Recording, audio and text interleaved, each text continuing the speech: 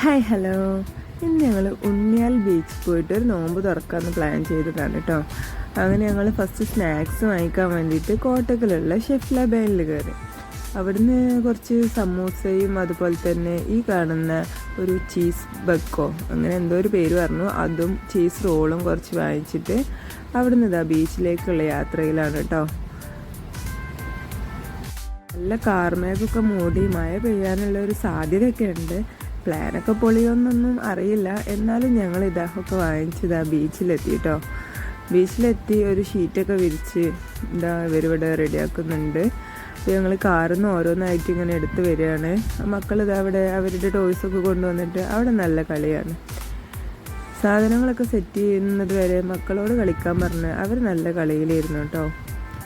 അങ്ങനെ ഇതാ ബീച്ചിൽ നല്ല വൈബായിട്ട് സാധനങ്ങളൊക്കെ സെറ്റ് ചെയ്യാനുള്ള പരിപാടിയിലാണ്. പിന്നെ ഒരു ഡെക്കോർ ഐറ്റംസ് എന്തെങ്കിലും കൊടുക്കാമെന്ന് വിചാരിച്ചിട്ട് ഞങ്ങൾ എന്താ ട്രൈപോഡിലൊക്കെയാണ് കേട്ടോ സെറ്റ് ചെയ്തത്. സെറ്റ് ചെയ്യും പിന്നെയും ചാടും, പിന്നെയും സെറ്റ് ചെയ്യും പിന്നെയും ചാടും. അങ്ങനെ കുറേ ഫ്ലോപ്പിന് ശേഷം നല്ലൊരു അടിപൊളിയായിട്ട് സെറ്റ് ചെയ്യാൻ പറ്റി കേട്ടോ. കുറച്ച് സമയം എടുത്തു, പിന്നെ നല്ല കാറ്റായത് കാരണം ഭയങ്കര ബുദ്ധിമുട്ടായിരുന്നു കേട്ടോ. പാറി പോവായിരുന്നു, അതുകൊണ്ടാണ് അതങ്ങനെ ചാടിയിരുന്നത്. പിന്നെ ലാസ്റ്റ് ഞങ്ങൾക്ക് നല്ല പോലെ കിട്ടി. ജ്യൂസും ഫ്രൂട്ട്സൊക്കെ ഞങ്ങൾ വീട്ടിൽ നിന്ന് തന്നെ സെറ്റാക്കിയിട്ട് കൊണ്ടുവന്നിരിക്കുകയായിരുന്നു. സ്നാക്സും അതുപോലെ തന്നെ ഫുഡ് കഴിക്കാനുള്ള ബിരിയാണി ഞങ്ങൾ വാങ്ങിക്കുക ചെയ്തിട്ടുണ്ടായിരുന്നത്. ബാക്കിയെല്ലാം വീട്ടിൽ നിന്ന് റെഡിയാക്കി വന്നിട്ട് ഞങ്ങളിത് അവിടെയൊക്കെ സെറ്റ് ചെയ്ത് വെച്ചിട്ടുണ്ട്. ഇനി ബാങ്ക് കൊടുത്താൽ മതി നോമ്പ് തുറക്കാനെന്നുള്ള രീതിയിലായിരുന്നു. അങ്ങനെ ബാങ്കൊക്കെ കൊടുത്ത് നോമ്പൊക്കെ തുറന്ന് നല്ല അടിപൊളിയായിരുന്നു കേട്ടോ. പിന്നെ ഞങ്ങൾ നോമ്പൊക്കെ തുറന്ന് കഴിഞ്ഞ് നിസ്കാരവും കാര്യങ്ങളൊക്കെ കഴിഞ്ഞതിന് ശേഷം ഞങ്ങളിതാ ഫുഡ് കഴിക്കുകയാണ്. ഫുഡ് ഞങ്ങൾ ഫ്രൈ പാൻ കിച്ചണിലെ ബിരിയാണി ആയിരുന്നു, ലഗോൺ ബിരിയാണി ആയിരുന്നു വാങ്ങിച്ചിട്ടുണ്ടായിരുന്നത്.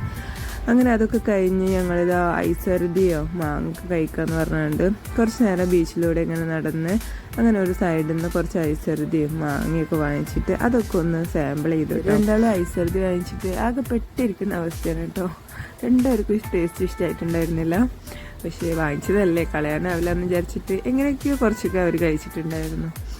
പിന്നെ അതൊക്കെ കഴിഞ്ഞ് ഞങ്ങൾ കുറച്ചുകൂടി ബീച്ചിലൂടെയൊക്കെ നടന്നിട്ട് അവിടുന്ന് യാത്രയായി. നല്ല അടിപൊളി വൈബായിരുന്നു കേട്ടോ ബീച്ചിലെ നോമ്പ് തുറ.